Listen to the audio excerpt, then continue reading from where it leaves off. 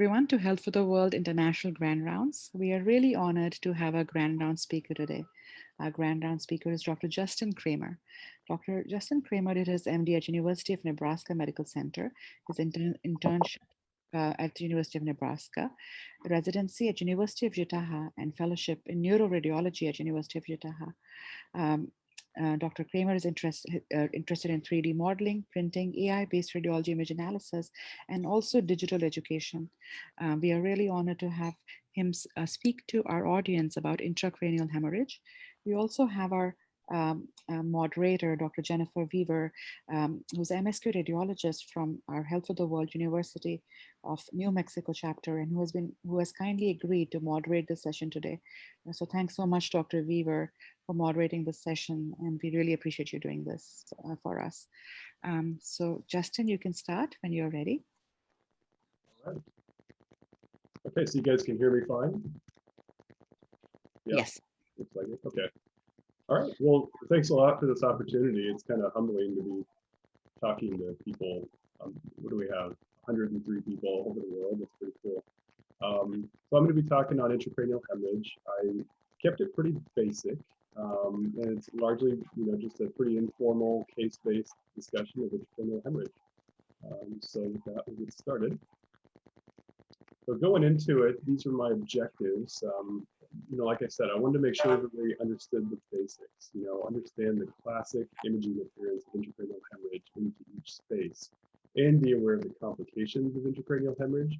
But then I wanted to go a little bit beyond that classic imaging appearance to see some common and subtle variants and mimics as they appear on both CT and MRI.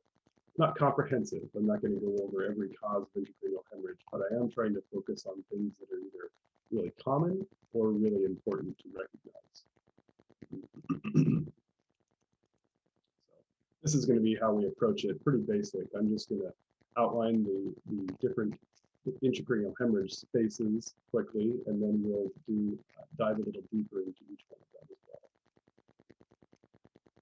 So these are the spaces you can hemorrhage into within intracranially. First of all, you have the parenchymal space, and that's essentially the brain meat. So the cerebrum, the brainstem, or the cerebellum. And you can see here, this is kind of a classic right basal ganglia acute hemorrhage. Then you have your extraaxial spaces. First one is the subarachnoid space. And the subarachnoid space is basically everywhere you can see CSF that isn't the ventricles. So you can see the suprasellar cistern here. So you see CSF in the cisterns and in fissures, like the Sylvian fissure here, and in sulci, like you see here. And then you have the subdural space, and that is a potential space, so you don't normally see it. It's between the arachnoid membrane and the intervisceral layer of dura. You can see here, this is kind of a classic appearance of a subdural hematoma, a crescentic collection along the convexity. Classically, these are not going to cross the midline because they're stopped by the falx, and sometimes the subdural blood will reflect back along the falx. And then you have your epidural space, and that's also a potential space between the outer layer of dura and the calvarium.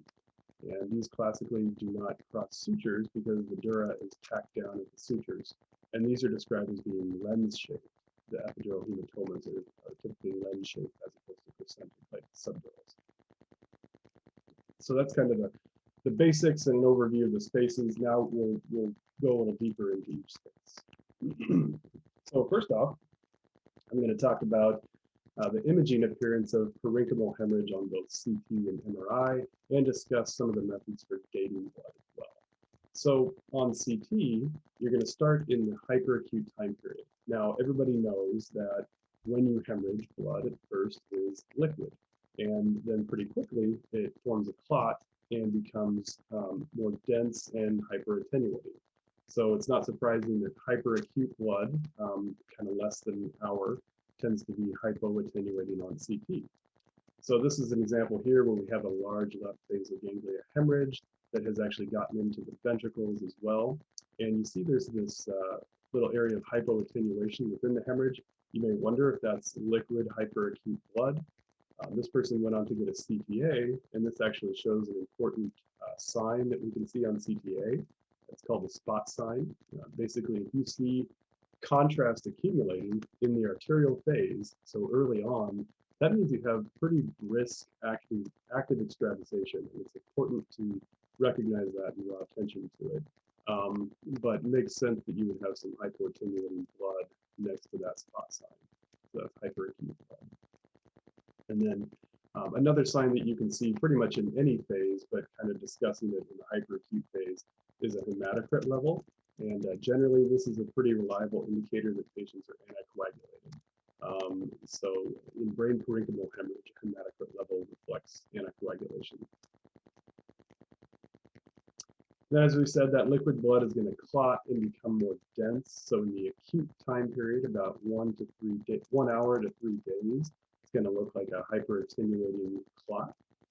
That's going to measure roughly 60 to 80 Hounsfield units. And that can be helpful because occasionally you'll have a smaller focus of hyperattenuation, and you may be trying to tease out whether that's calcification or hemorrhage.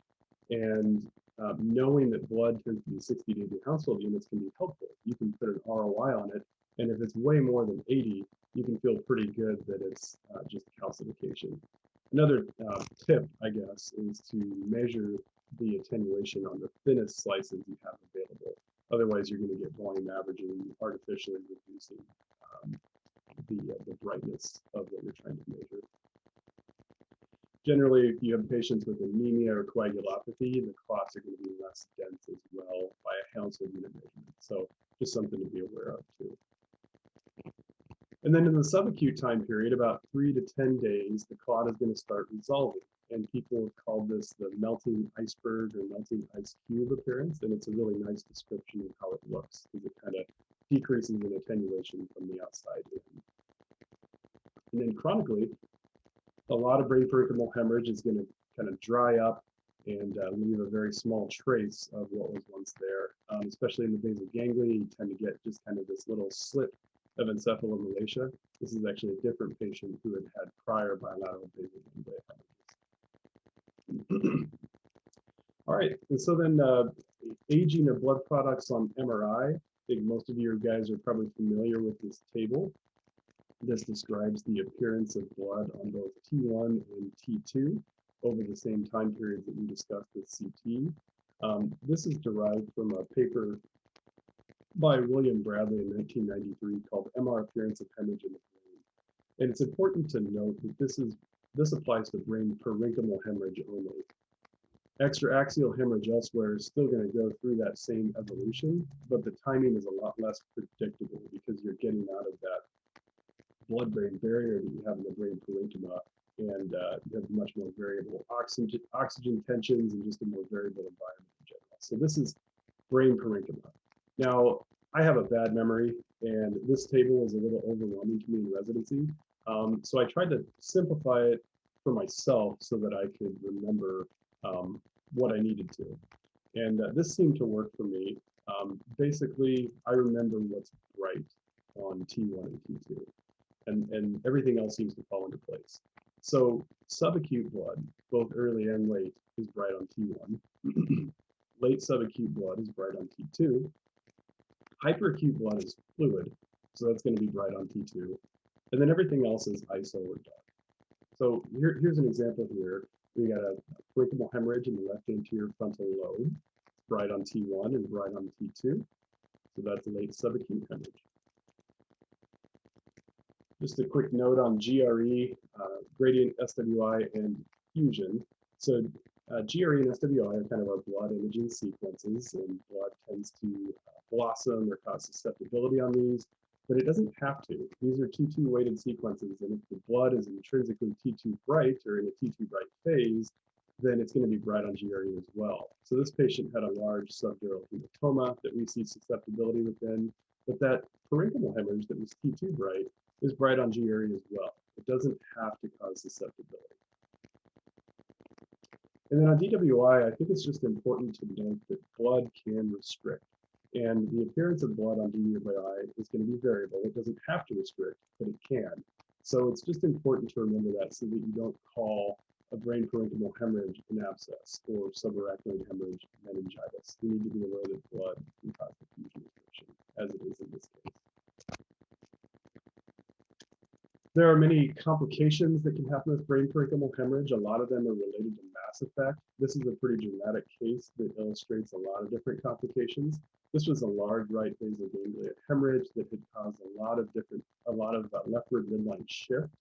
And with midline shift, occasionally you can push one of the arteries up against the dura. So either the anterior cerebral arteries against the falx or the posterior cerebral arteries against the tentorium, and you can cause a territorial infarct. So this patient has a evolving right PCA ischemia from their downward transtentorial herniation pushing on the PCA. Also with leftward midline shift, you can cause mass effect on the ventricular outflow tracts and cause an obstructive hydrocephalus. So you can see here the left temporal horn is enlarged, and we like to call that entrapment. So you have obstructive hydrocephalus in this case. And then with that downward transtentorial herniation, you can also place pressure on perforating arteries and veins supplying the brainstem, and that can result in brainstem hemorrhages like you see here. And these are actually Durée hemorrhages. So you can see pretty extensive Durée hemorrhages in the brainstem as well. So this case kind of nicely illustrates a lot of different complications from brain parenchymal hemorrhage and mass effect. Now I just showed you an obstructive hydrocephalus, but you know, a lot of basal ganglia hemorrhages, if they occur right next to the ventricle, they will rupture into the ventricle and sort of take the path of least resistance and fill the ventricles up with blood as well. And if it doesn't have a lot of mass effect, but still fills the ventricles with blood, you can get a communicating hydrocephalus instead. So this is the case of a right basal ganglia hemorrhage with extension into the ventricles, and you can see here the temporal horns bilaterally are too big, and there's periventricular edema and communicating hydrocephalus. All right, so now I'm going to show you some more cases of parenchymal hemorrhage. I'm going to start with some more common causes. First of all, trauma, obviously, is a well-recognized cause of hemorrhage. And then the important thing to be aware of with traumatic parenchymal hemorrhage is the coup contra coup pattern. And basically, that's just saying that, you know, if you get hit in the head, you can either have a hemorrhage right when you got hit, or the brain could accelerate in the cranial cavity and hit the skull on the other side. You get a hemorrhage there. This is one of the most common patterns we see. If somebody slips and falls backwards and hits their head, gets an occipital bone fracture, the brain keeps moving forward, and you tend to get hemorrhages in characteristic locations.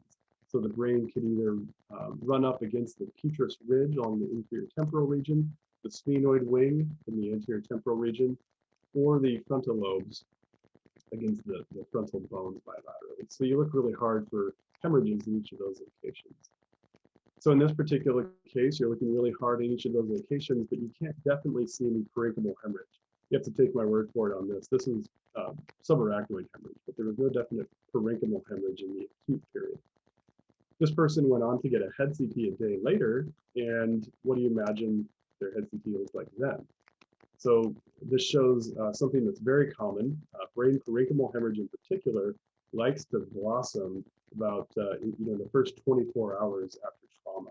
So this person developed pretty large bifrontal brain parenchymal hemorrhages the day after their trauma. So that's something to be aware of if you're reading a head CT on somebody who had had a trauma the day before. You might want to keep a lookout for increasing hemorrhagic contusions. And then this patient got serial imaging, and you can see kind of nice expected evolution of those brain parenchymal hemorrhages with that melting ice cube or iceberg appearance in the subacute time period. And then eventually those are just going to dry up and become encephalomalacia. And it's nice to know this pattern even in the chronic phase, because you can be reading head CT on somebody and you might see bifrontal or bitemporal encephalomalacia, and you can say with almost 100% confidence that's due to prior trauma. And it's nice to know, why things happen. All right, moving on to another pretty common cause of traumatic brain parenchymal hemorrhage. We have diffuse axonal injury or shear injury.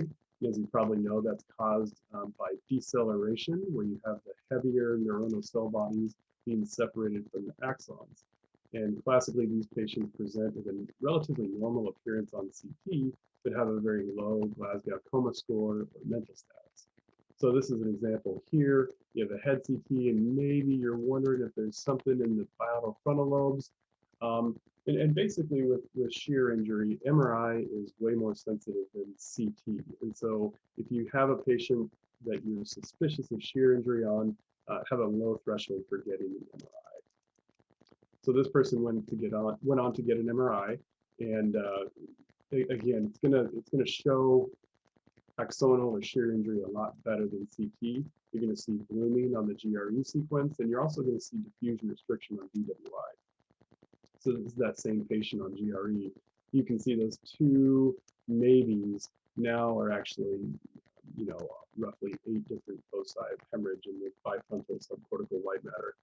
And also important to know that axonal injury can cause restriction on DWI. So don't get confused and think that there's also embolic infarcts or something like that. If you have diffusion restriction associated with hemorrhage, that's probably shear injury in the right clinical context.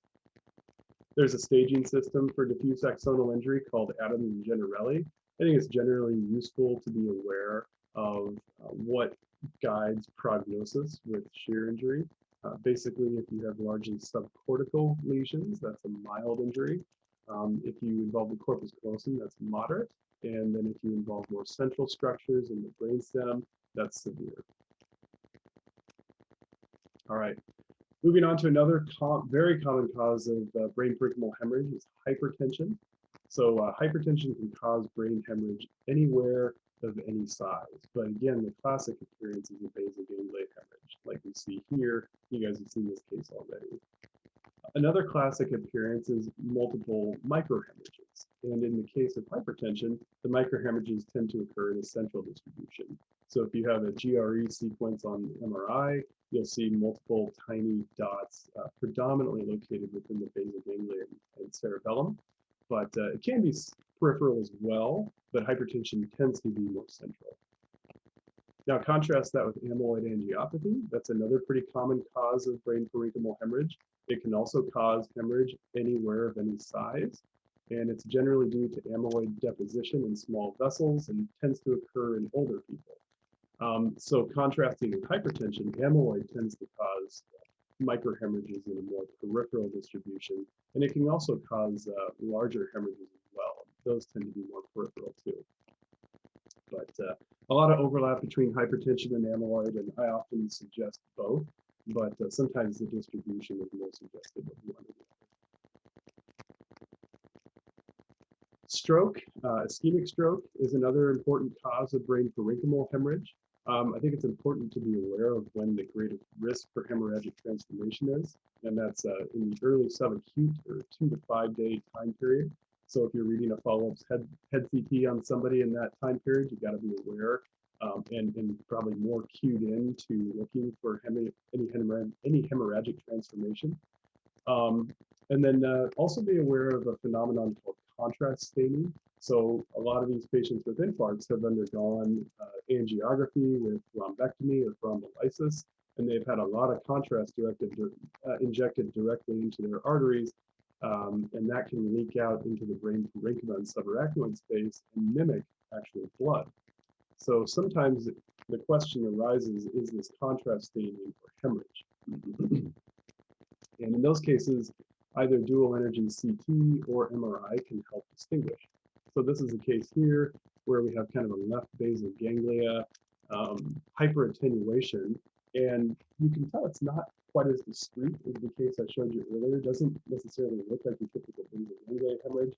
So there's a question of whether this was entirely contrasting. This patient went on to get an MRI, and you can see there's pretty extensive susceptibility here, and iodinated contrast is not going to do that. So this was actually hemorrhagic transformation with an infarct, probably with some surrounding contrast staining as well, but definitely some hemorrhage too. Metastases are another important cause of brain parenchymal hemorrhage. If you have a hemorrhagic lesion with a lot of surrounding edema, that should make you immediately more concerned for metastases. Lung and renal cell carcinoma are probably the most common metastases to cause hemorrhage, even though less common malignancies like choriocarcinoma have a stronger propensity for hemorrhage. So venous thrombosis is another important cause of brain parenchymal hemorrhage that is much less common, but I think very important to recognize, partly because it's an important cause of brain parenchymal hemorrhage in younger people. And what happens is, basically, the clot in the vein, but you still have preserved arterial flow pounding away at the wall, and it has to go somewhere. So venous thromboses have a really high propensity to hemorrhage. So you just have to have a high index of suspicion for it. So this is a case here where, this patient had a lot of left temporal lobe edema, and they also had some hemorrhage as well. And you may wonder, what's causing that hemorrhage? But then you look along their left convexity, and you can see this hyperattenuating tubular structure here. You may wonder if that's a thrombosed cortical vein, and you start looking at all the other venous sinuses, and you notice the straight sinus is too hyperattenuating, the left transverse and sigmoid sinus are also too hyperattenuating. So this is a pretty diffuse intracranial venous thrombosis causing hemorrhage. And finally, arteriovenous malformations, also not very common, but often thought about as a cause of parenchymal hemorrhage, especially in younger people. Most people who have hemorrhage on a CT will go on to get a CTA, and the major reason they're doing that is to look for an underlying arteriovenous malformation as a cause of hemorrhage. So this is an example here of a patient with kind of midline cerebellar hemorrhage, no real apparent lesion on non-contrast CT, but this patient went on to get a CTA, and you can see the tangle of vessels, the nidus of the arteriovenous malformation here, and you can see the aneurysm formation that led to the hemorrhage as well. So nice example of an arteriovenous malformation. All right. We'll move on to subarachnoid hemorrhage. So I give an intro to neuroradiology lecture often, and I always tell the medical students that when you're imaging the brain, MRI is better than CT almost all the time. CT might be quicker or cheaper or easier to get, but MRI is going to give you better images. And I think one of the exceptions to that is subarachnoid hemorrhage. I would say that CT is probably the preferred modality for subarachnoid hemorrhage imaging. It's more sensitive than MRI most of the time, even though MRI is pretty good. But on CT, subarachnoid hemorrhage is going to be hyperattenuating acutely and gradually decreasing attenuation with time, just like brain parenchymal hemorrhage. This is an example here of subarachnoid hemorrhage within the suprasellar cistern, interpeduncular cistern, and also within the ambient and getting back towards the quadrigeminal cisterns. We're going to look at the same case on MRI as well and look at the different imaging appearances. One other caveat too is intravenous contrast can really obscure subarachnoid hemorrhage, especially along the convexities and within the sulci. There's a lot of little veins and arteries in the sulci. So, one of the reasons that we don't just routinely give contrast with head CTs is that it's actually counterproductive and can obscure subarachnoid hemorrhage. All right, so moving on, we're going to look at this same case on different sequences with MRI. And I would just say that the appearance of subarachnoid blood on MRI is going to be very variable based on the age. And as you know, the timing of blood product evolution of subarachnoid hemorrhage is also much less predictable once you're outside of the brain parenchyma. So you just kind of have to be aware that blood can do anything from dark to bright on every MRI sequence, more or less. I would say that FLAIR is probably the most reliable or sensitive sequence for detecting subarachnoid hemorrhage. Here we can see that same case, and the blood within the suprasellar and interpeduncular cistern is hyper intense. The only caveat I would add is that if you have an MRI scanner that tends to produce a lot of pulsation around the brainstem, just be aware of that on your FLAIR images and don't confuse that for subarachnoid hemorrhage. Again, the signal of subarachnoid blood on GRE is going to be variable based on the composition of the blood products. You can get blooming, so we see blooming here in the suprasellar cistern and right occipital horn, but you don't have to have it. So that blood layering in the left occipital horn is really predominantly T2 hyperintense. And then on diffusion, again, it's just important to be aware that blood can restrict. So it doesn't have to. That suprasellar cistern and right occipital horn blood is not particularly restricting, but that left occipital horn blood is. And this isn't ventriculitis. This is just the expected appearance of proteinaceous blood products. Subarachnoid hemorrhage usually goes on to resolve completely. Occasionally, you can see what's called hemosiderin staining, where you have susceptibility outlining sulci on GRE or SWI, reflecting prior subarachnoid hemorrhage, but usually it goes away completely. All right, so some common complications of subarachnoid hemorrhage. Probably the most feared one is vasospasm. Subarachnoid blood is very irritating to blood vessels and can cause them to clamp down and narrow, leading to infarcts. So very feared complication. This is an example of a basilar artery aneurysm that had ruptured and been coiled, but you can see there's actually extensive vasospasm. This is a MIPS CTA. You can see there's just diffuse intracranial arterial narrowing, kind of most dramatically seen in the MCAs that I'm pointing out with each arrow. And then subarachnoid hemorrhage really likes to cause communicating hydrocephalus. Most patients with, moderate to large amount of subarachnoid blood are going to get a ventricular drainage catheter placed. This is that same case. I didn't really talk about it earlier, but you can see they had a moderate amount of blood in their basal cisterns getting into their ventricles and already causing a communicating hydrocephalus with periventricular edema. All right. Moving on to some more cases. So trauma, obviously, very common cause of subarachnoid hemorrhage. The location of subarachnoid blood with trauma is going to be extremely variable just based on the trauma mechanism. This is a case showing somebody who got hit in their parietal scalp, and they have underlying pretty subtle subarachnoid blood layering within the precentral sulcus. And then aneurysm rupture is a common cause of subarachnoid hemorrhage and kind of a feared complication of aneurysms. Generally, if you see subarachnoid blood and it is concentrated where aneurysms tend to occur, you should be suspicious for an aneurysm rupture as the cause of subarachnoid hemorrhage. And aneurysms tend to occur at vessel branch points. So the circle of Willis, the MCA, M1, M2 junction. If you have subarachnoid blood collecting there, that makes you suspicious for aneurysm. So this is a case here where we see subarachnoid blood within the basal cisterns, so suprasellar, ambient, and getting back to the quadrigeminal cistern. So you're immediately more concerned about aneurysmal subarachnoid hemorrhage. This case also illustrates another point too, that took me a long time to figure out actually, that aneurysmal hemorrhage doesn't have to be just subarachnoid. If it's located right next to the brain parenchyma, it will dissect up into the brain parenchyma and cause parenchymal hemorrhage as well, like we're seeing here. And for whatever reason, in this case, it actually is getting into the subdural spaces too. I can't entirely explain that, but this is a CTA on that case. You can see there was indeed an aneurysm that was causing the hemorrhage, kind of an ugly looking bilobe terminal ICA aneurysm. Sometimes you will see blood layering within the basal cisterns, and you'll be very cued in to the possibility of aneurysmal subarachnoid hemorrhage, because that's where there are vessel branch points. You'll get a CTA, be looking really hard for an aneurysm, and you won't find one. And you have to be aware of this entity, which is very aptly named, perimesencephalic non-aneurysmal subarachnoid hemorrhage. Basically just saying that sometimes you get hemorrhage in a distribution suggestive of aneurysm, and you do all sorts of vascular imaging and you don't see an aneurysm, and you're sort of left with this as a diagnosis. It's a diagnosis of exclusion.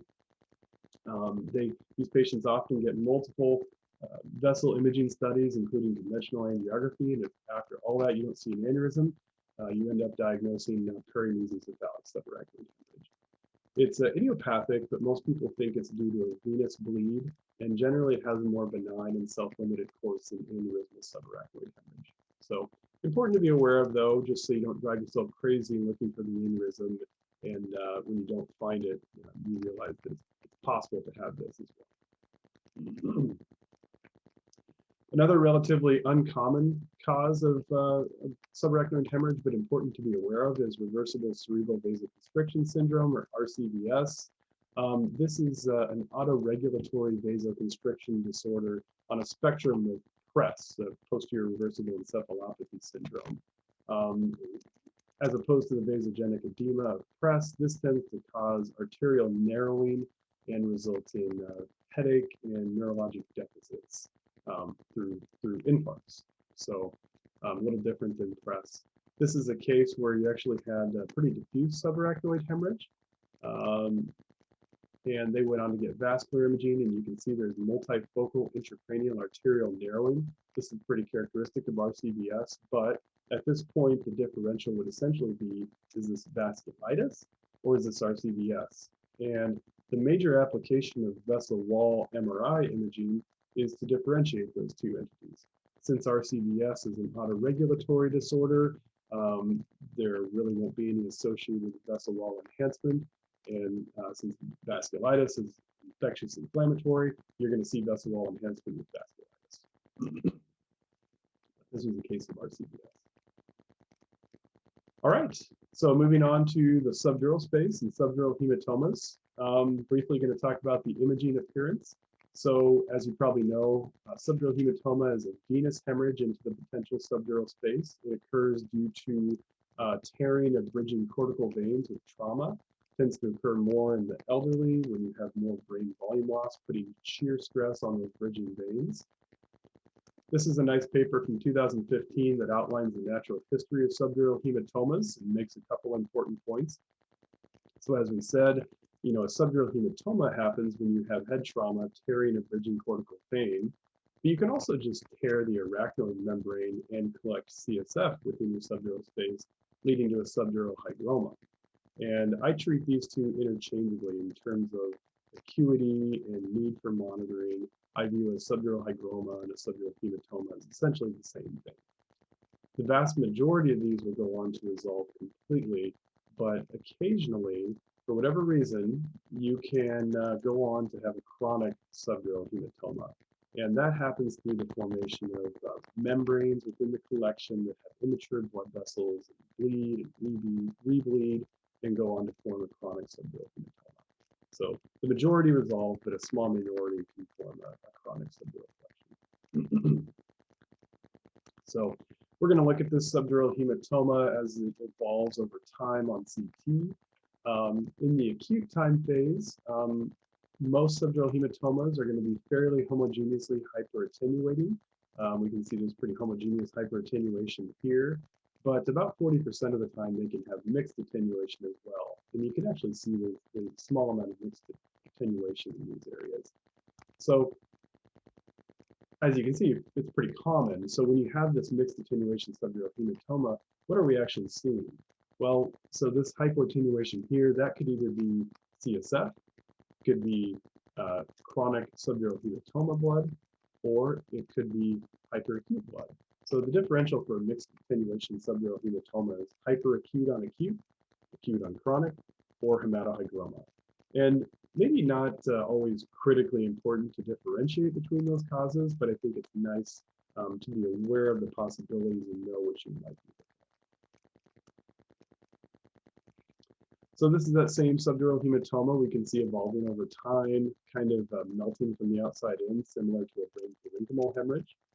At some point, that subdural blood is going to keep decreasing in attenuation, and it's going to be fairly isoattenuating to the surrounding brain parenchyma, and it can be pretty hard to detect. So it's important to be aware of the kind of the subacute appearance of subdural hematoma, and that it could actually blend in pretty seamlessly with the brain parenchyma.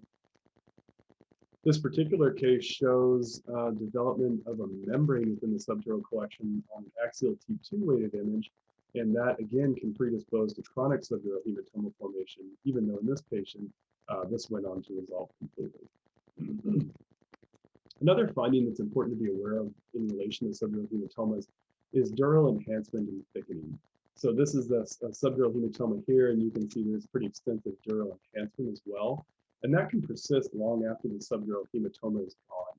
So if you're reading an MRI on an elderly person and they have enhancement along the dura of lung convexity, you know, maybe don't jump right to pachymeningitis. Consider that it was probably due to a prior subdural hematoma. So as we said, a small minority of subdural collections can go on to form a chronic subdural hematoma, and these can be uncomplicated or complicated.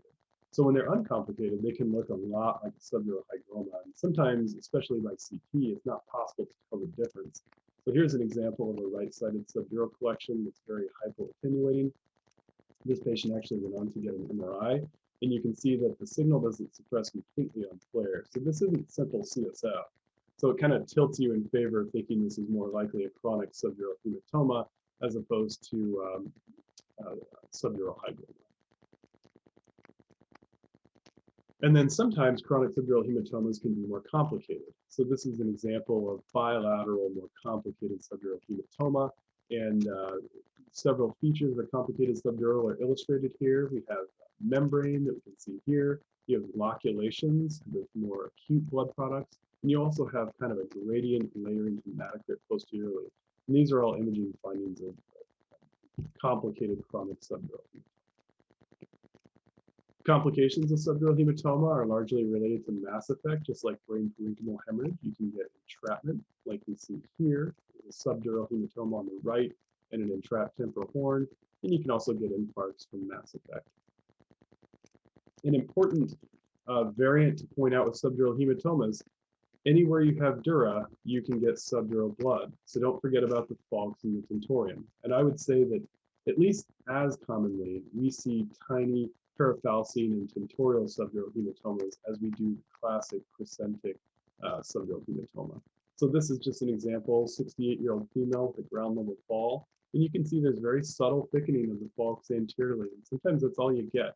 So you have to be really cued into the falx and the tentorium looking for blood products, especially in the traumatic setting. This will probably happen to you at some point during your training. You'll call a head CT normal, say there wasn't any hemorrhage, and you'll get a call from the ER saying, hey, you missed the subdural hematoma. There's a ton on the falx. Pull it up and look at the sagittal. And you pull it up, and indeed, it can look kind of scary on the sagittal, but you probably know what this is. When you look at it on the axial, I think it's more apparent that this is just parafalcine calcification. And if you need to, you can put an ROI on it and tell that it's 123 Hounsfield units as opposed to 60 to 80. So just be aware of the propensity of the falx to calcify, and don't confuse that for a subdural hematoma. Also be aware, anytime you have calcification in the body, if it's there long enough, it can go on to ossify and actually develop internal marrow fat, which means it's going to have fat signal and be T1 bright and actually kind of look like a subdural hematoma on MRI, but you need to be aware of that as a possibility. And if you can make it be fat through T1 and T2 and fat saturation, don't worry about it. It's just parafalcine ossification. So tentorial subdural hematomas can be tough and pretty easy to miss. Basically, you're looking for any asymmetric hyperattenuating thickening along the tentorium. Here's a nice example here of actually bilateral tentorial subdural hematomas. You can see on both sides. Sometimes you may still not be sure, and I think that the coronal can be really helpful for tentorial subdurals. You can see on both sides here, you kind of have asymmetric multilobular thickening along the tentorium. So the coronal can be helpful for tentorial subdurals. Subdural hygromas, as I've alluded to earlier, again, it's a collection of CSF within the subdural space, can be caused by trauma, including surgery. So people who've had neurosurgery, sometimes you'll see a secondary subdural hygroma. Intracranial hypotension can kind of suck CSF into the subdural space. And occasionally you can get hygromas that are reactive to infection or inflammation. And those can go on to form an empyema.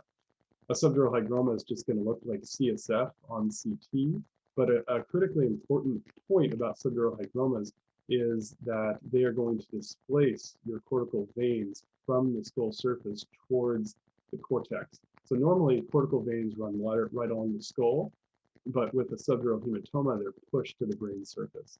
So you can see in this case here, there's a cortical vein, you can follow it down, and it's pushed against the brain surface.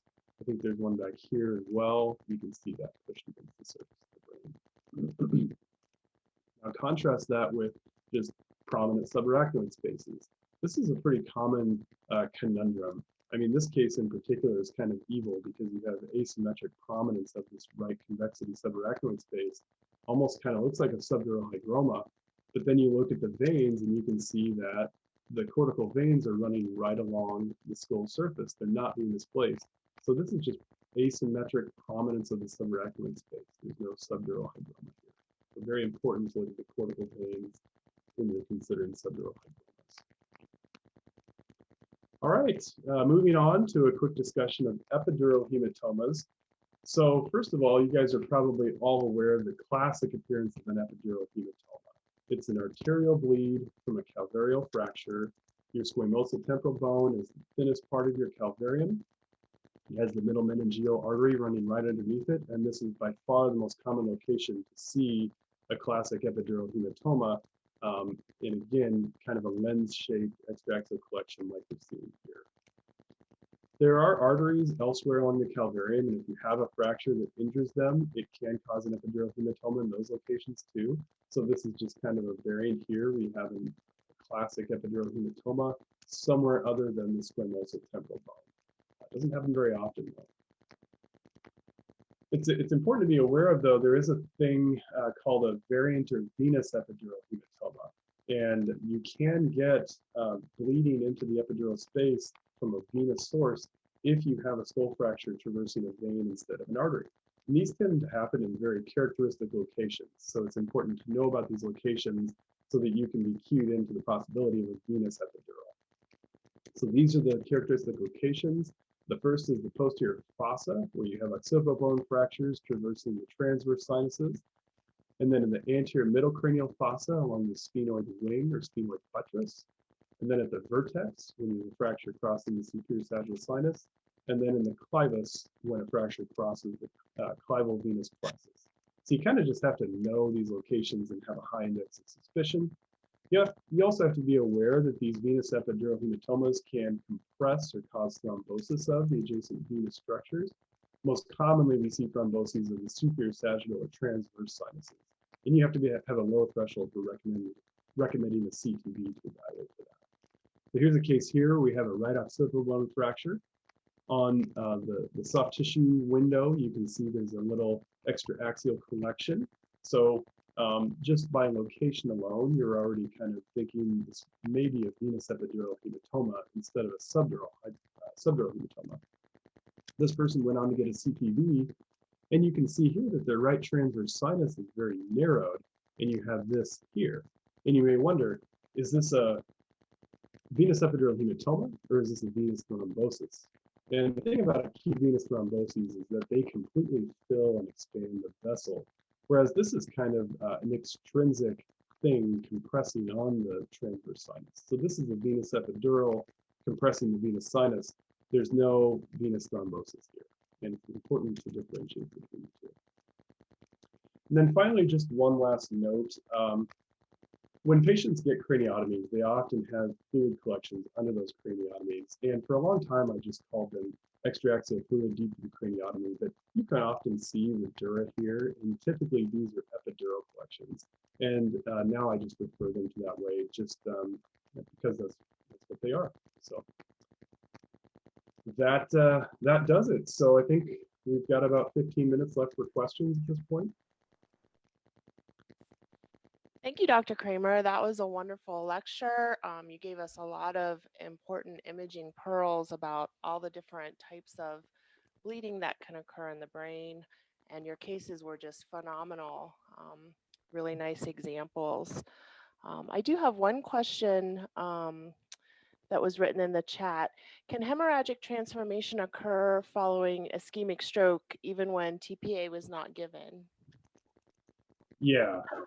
You know, an ischemic stroke is causing the brain to die off, and that just gives you an increased risk for hemorrhage at baseline. TPA is going to increase your risk, but you can still have hemorrhage even without TPA. A question I had is, is there any way you talked about the dural enhancement from having a prior subdural hematoma? Is there any way that you can differentiate that from pachymeningitis? Or is it mainly just the history? Yeah, I'd say probably the clinical history, and I typically would probably be putting some caveats on it as well, saying, in the absence of a known malignancy and, no clinical concern for infection, this most likely represents sequela of prior subdural hematoma, something like that. We have lots of thank yous here in the chat.